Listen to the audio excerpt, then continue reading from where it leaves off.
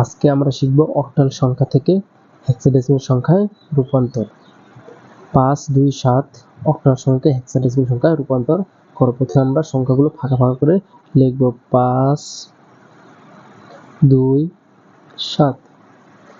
এরপর আমরা রাব করব। প্রথমে 1 লিখব, তারপর 1 এর ডাবল হচ্ছে 2, 2 এর ডাবল হচ্ছে 4। এখন আমরা 7 কে কি করব? বাইনারিতে রূপান্তর করব। 7 কে বাইনারিতে রূপান্তর করলে 4 আর 2 যোগ করলে 6, 6 আর 1 যোগ করলে 7। তাহলে 4 এর নিচে 1, 2 এর নিচে 1, 1 এর নিচে 1। তাহলে আমরা 7 সমান কি লিখতে পারি? 1, 1, 1। 7 এর বাইনারি হচ্ছে 3টা 1। এবার হচ্ছে 2 এর বাইনারি। 2 এর বাইনারি হচ্ছে 2 এই জায়গায় আছে, 2 এর নিচে 1, বাকি 2 এর নিচে 0। তাহলে 2 এর বাইনারি হচ্ছে 1, 0, 0। 5 এর বাইনারি 4 1 যোগ করলে 5, 4 এর নিচে একটা 1, 1 এর নিচে একটা 1, মাঝখানে 0। তাহলে আমরা 5 সমান লিখতে পারি 1, 0, 1। আমরা প্রথমে কি করছি? অক্টাল সংখ্যাকে বাইনারি সংখ্যায় রূপান্তর করছি। এবার আমরা হেক্সাডেসিমাল সংখ্যা নেব। হেক্সাডেসিমাল সংখ্যা নিতে হলে 4 সংখ্যা করে নিতে হবে। 1টা 2টা 3টা 4টা, 1টা 2টা 3টা 4টা, হচ্ছে 1। এই যে আমরা কি করব?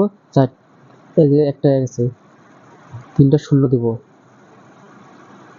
1টা 2টা 3টা, 4টি সব পূরণ হয়েছে। তাহলে আমরা লিখতে পারি, এখানে আমরা রাব করি 1, 2, 4, 8, 3টা 1। তাহলে 1, এই যে একটা 1, এই যে একটা, এই যে একটা 1, এই যে 0। তাহলে আমরা এটা সমান কি লিখতে পারি?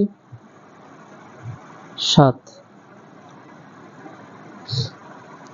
তারপর হচ্ছে একটা 1, তারপর হচ্ছে একটা 0, তারপর হচ্ছে 1, তারপর হচ্ছে 0। তাহলে 4 আর 1 যোগ হলে 5।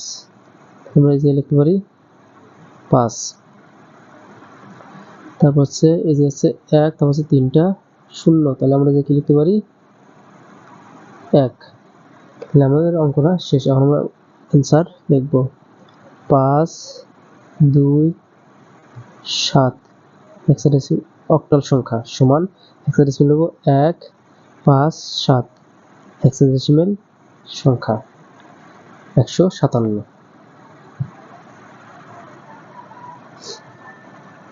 আমরা এবারে এই অঙ্কটা দেখি।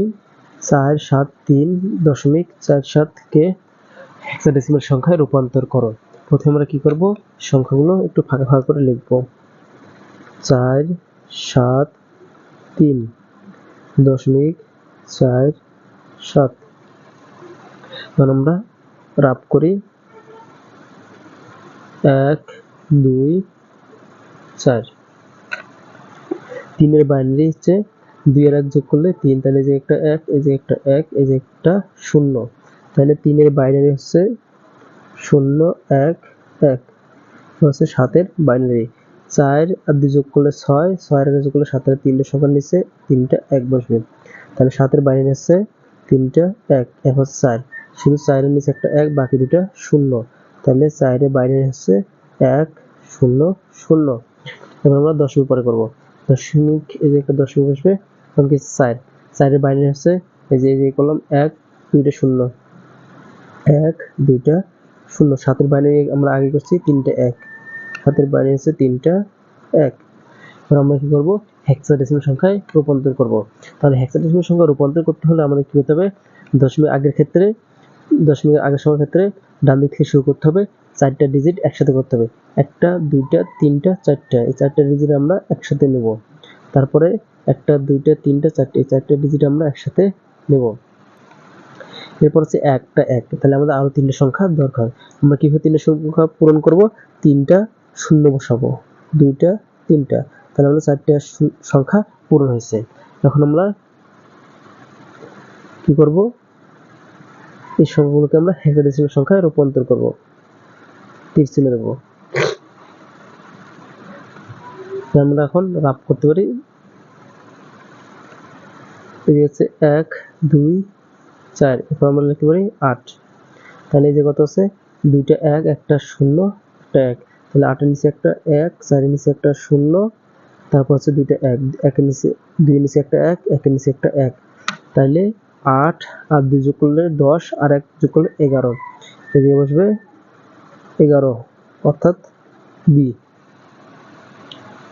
এরপর হচ্ছে একটা 1, দুইটা 1, দুইটা 0, তাহলে এই যে দুইটা 0, তারপর হচ্ছে দুইটা 1, তাহলে 2 আর 1 যোগ করলে 3, তাহলে এটার বাইরে হচ্ছে 3, তারপর হচ্ছে 3 0 1, একটা 0 2 0 3 0 হচ্ছে 1, তাহলে এটা বাইরে হচ্ছে 1। এবার আমরা দশমিকের পরিসংখ্যান ক্ষেত্রে করব। দশমিক পরিসংখ্যান ক্ষেত্রে শুরু করতে হবে বাম থেকে ডান দিক। তাহলে একটা সংখ্যা, দুইটা সংখ্যা, তিনটা সংখ্যা, চারটা সংখ্যা, তারপর হচ্ছে দুইটা সংখ্যা। এখন আমাদের আরো দুটো সংখ্যার দরকার, তাহলে আমরা যে দুইটা শূন্য বসাবো, তাহলে আমার 4টে ডিজিট পূরণ হয়েছে। তাহলে প্রথমে আছে একটা 1, তারপর হচ্ছে দুইটা শূন্য, কি আছে এই জায়গায় একটা 1, দুইটা শূন্য, তারপর হচ্ছে 1, তাহলে 8 আর 1 যোগ করলে 9, তাহলে আমরা যে কি লিখতে পারি 9। তারপর হচ্ছে দুইটা 1, তারপর হচ্ছে দুইটা শূন্য, তাহলে 8 আর 4 যোগ করলে হচ্ছে 12, এই যে হবে 12 বা সি। এখন আমরা অ্যান্সার লিখব 473.47। অক্টাল সংখ্যা সমান হচ্ছে 1 3 বি দশমিক 9 সি হেক্সাডেসিমেল সংখ্যা।